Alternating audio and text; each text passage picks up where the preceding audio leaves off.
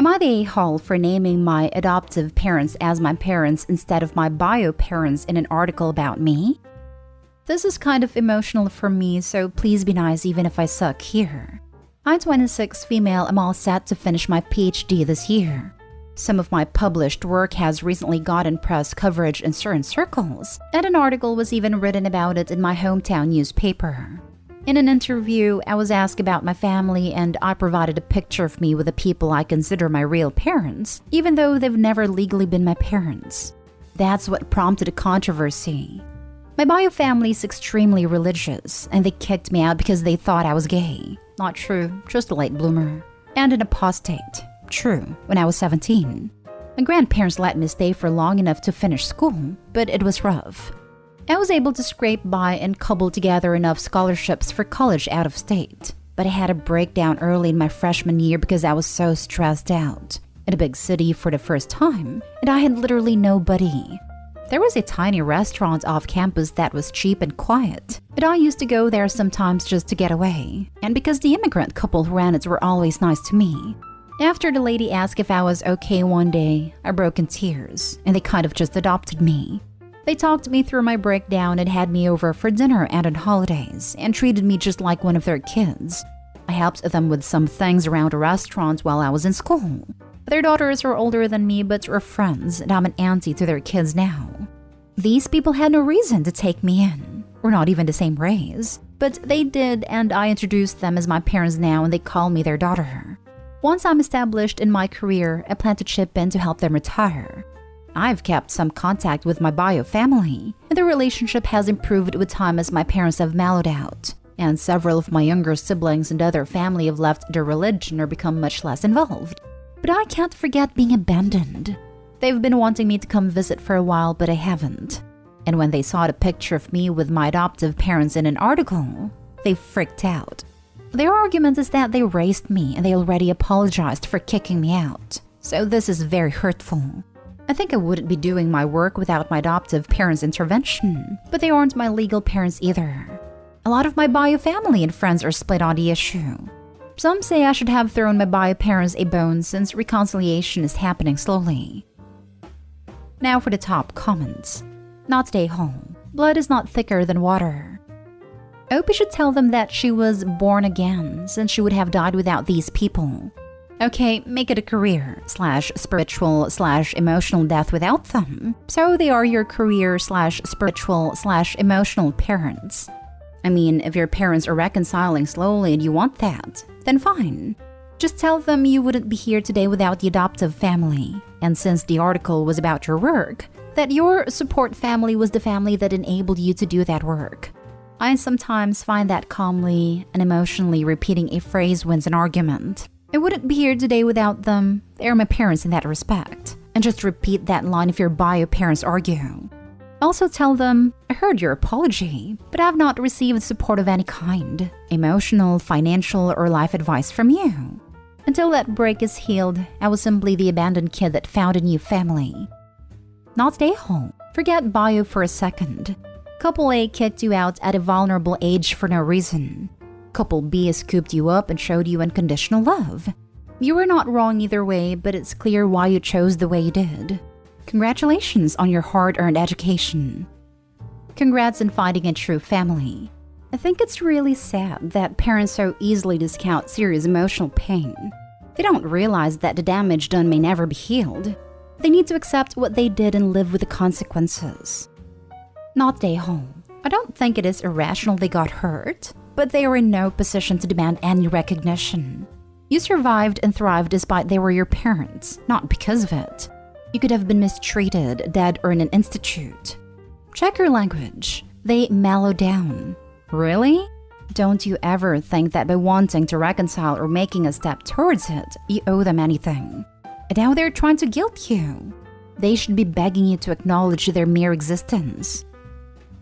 Next story. Am I the a-hole for blackmailing my mother and airing out her finances to the family? For quick backstory, my mother is a textbook narcissist, and her whole family has always tiptoed around her feelings since she had a kid at 15 and had to give it up for adoption, as my grandparents refused to quit their jobs to care for a baby. Her parents have literally bought her houses and gift her 20 to 50,000 a year. I, 25 female, and my fiancé, 27 male, just got our first home together. The down payment was 12,000, and my mom offered 3,000 towards it to help us out. I did not ask. She offered, and we would have waited a few more months, no problem. Anyway, this year my grandfather passed and she got well over 80,000 handed to her, so it's not like she needed that 3,000. Long story short, one of our appliances was on the fritz, and I told mom I didn't have time to talk because I was working on our appliance. Within an hour, my cousin calls me from my nan's house to say mom and nan are on the phone, and nan is saying things like, "Who cares if it's broken? Let her buy a new one. You just bought her a house. You better not give her a dime." Which, 1, it's fixed, it works fine. 2, I didn't ask for a dime. 3, I never said it was broken or had to be replaced. And 4, she did not buy us a house. This absolutely set me off. I sent my cousin our closing documents and it shows gifted amount from blank. I also sent screenshots of my conversations with my mom talking about this cousin was recently visiting. Mom saying things like, she can't have an eating disorder when all she did was eat when she was here. I was basically saying don't believe her because all she does is talk crap. Look at what she has to say about you as soon as you leave, after acting fake AF all week. I found out mom has been telling her whole side of the family she purchased our home for us and has been sending us money for bills because we are so bad with money. I was pissed by this as well. I suspect this stems from her jealousy as I started working at her old job, surpassed her position, and not only do I make more money than her, they are paying for my BA to promote me further. After some super sleuthing on my end, I found out mom got 20,000 from nan the same month we bought our house because she needed help since she bought a house for her daughter, when in reality she spent it all on drugs and fancy dinners with men who don't value her. After I sent all my supporting documents and screenshots to the family with her bragging about a pound of weed getting shipped to her house and everything else she wastes money on, I'm now being berated and being told I'm the source of all the drama and I should kept my mouth shut. That this is essentially blackmail and I'm trying to destroy our family. I told my mom's twin this has been brewing for years and her family didn't do my mom any favors by letting her get away with everything since her teen pregnancy. And it's unfair to saddle me with the responsibility now. It's been over a month with little contact from my mother, and her twin still pestering me to apologize and include her in my wedding planning. So, am I the a-hole? Not the a-hole. What a disaster. Don't apologize. You had enough and told the truth of it all. I'd stay in no contact with them if I were you. Who wants that kind of grief in their life? Not me, and neither should you, OP. SMH. They clearly don't know what blackmail is. OP isn't requiring someone to give them something or they will do something. Not day hole regardless. I will go with not day hole. Mostly because you wouldn't be airing screenshots if your mother hasn't been lying about stuff in the first place. In a way, she was defaming your character and you proved it wrong. Your family's the reason for all of this, since instead of getting therapy for your mother, they kept paying her up. Your mother's twin is mad because you broke the status quo of letting Opie's mom have her way, stood your ground and proved her wrong. You should consider if you want to keep a relationship with these people and set some boundaries.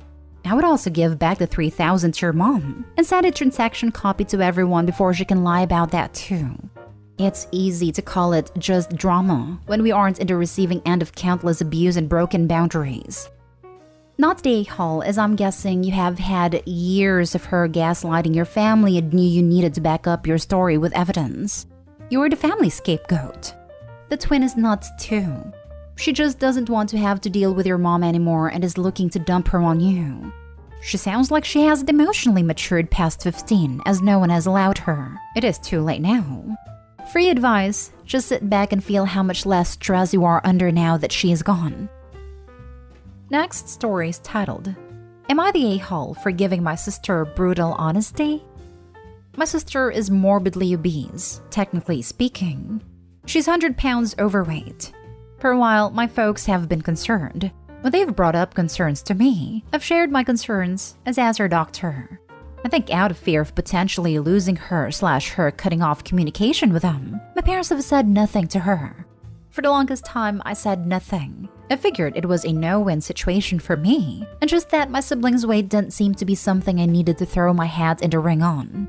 Right now, she's unemployed, and my parents are footing the bill for her everything. Rent, food, entertainment, everything she does right now is paid for by them. Because they were redoing the floors and because of an asbestos problem that the apartment building management found, she just spent 10 days with me. I work from home, so we were around each other the full 10 days and I got to see how she lives. This girl casually ran up a $90 bill just in snacks alone. Her day is 3 meals, snacks, TV, and YouTube. On her last nights here, I decided to take her out to dinner. Problems arose when she literally tore the pants button off trying to get it to fasten. I don't know if she meant it rhetorically or what, but she asked, "Why is this happening?" I told her that it's because she has a poor diet and lives an unhealthy lifestyle. I warned her that if she kept it up, there were going to be many more clothes malfunctions down the road. I told her I was scared for her future. She believes I'm the a-hole for giving that answer and has labeled it as body shaming. I don't label it as such because I never mentioned her body, and I never called her fat. I kept it about her lifestyle and her diet. Am I the a-hole? Now for the comments. Not a-hole. Body shaming is totally different, and people need to stop using body positivity as an excuse to be unhealthy. I do agree so much here. I was even accused of body shaming by giving tips to get fit to someone who was posting about being overweight since the lockdown. I just don't get it. Did a person ask for tips? If they did, then absolutely.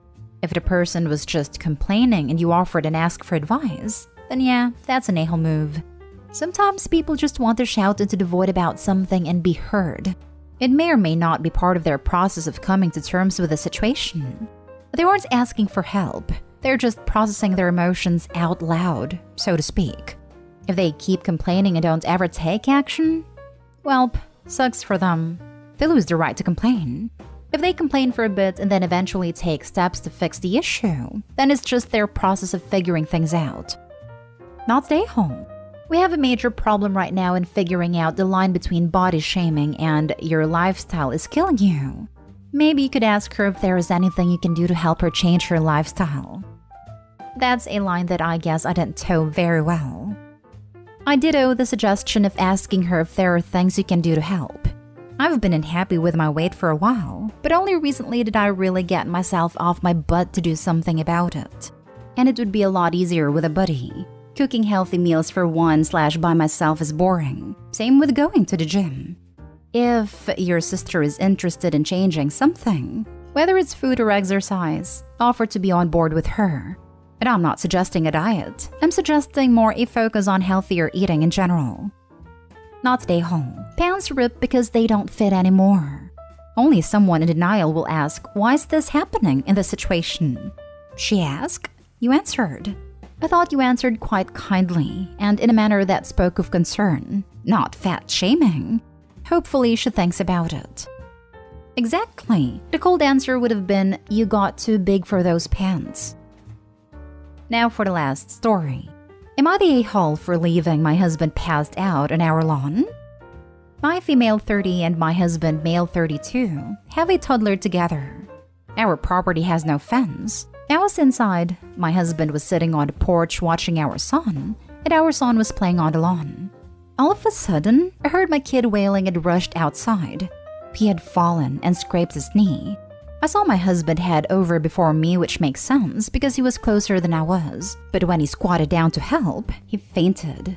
The exact timing isn't clear. I don't know if he squatted and then fainted or fainted mid-squat. I just know he was passed out on the grass by the time I got there.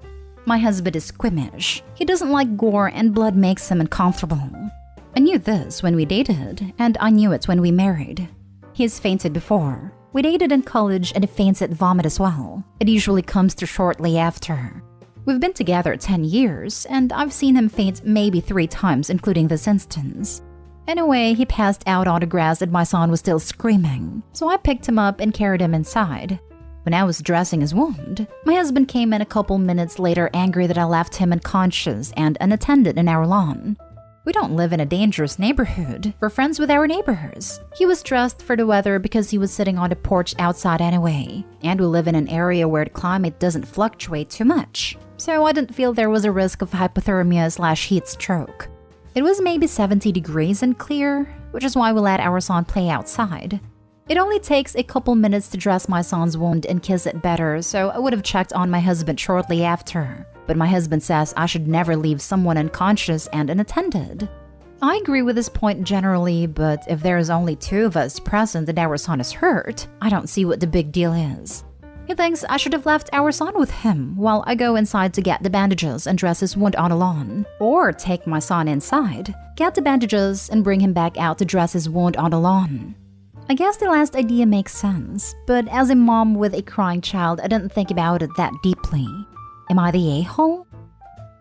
You're the a-hole times 10. You never leave an unconscious person alone. I'm amazed by the number of Redditors who think fainting is no big deal, and who seriously suggest things like grab them a glass of water, get them some ice, make sure they're comfortable, then check on them in a couple minutes. I am kind of mixed on this. If my husband fainted at the sight of blood to the point a cut did him in, I would remove the kid first before trying to wake him up. Otherwise, he will just faint again, and I will still have a screaming toddler and a fainted husband. I really feel like Opie is in a no-win situation here. I'm surprised that so many of the comments seem to be glossing right over this. To me, it seems obvious that Opie's thought process was, remove bleeding child to avoid causing further issues, then check on husband. Do I think that she should have checked on him first? Yes. Do I think that she's an a-hole for it? No. I feel like this is a no a-hole here. I get why he's upset, but I get Opie's thought process. And I'm surprised there aren't more people at least somewhat addressing her mention that he has issues with gore. I'll probably get downvoted, but you're the a-hole. I don't think you should leave someone unconscious unattended even if it's just for a couple of minutes. That's long enough for the tongue to block their airways, and any more than 1 minute of being out is dangerous, and it could have been a heart attack or something more serious. You should have revived him first. A scraped knee isn't as risky a situation. You're the a-hole. Your triage skills suck. Unconscious human left unattended versus kid with skinned knee? And you prioritize the skinned knee? WTF? Plus, the whole post reads like the husband was outside with a baby. The child is 4, old enough to hang on a minute while you make sure daddy isn't dead.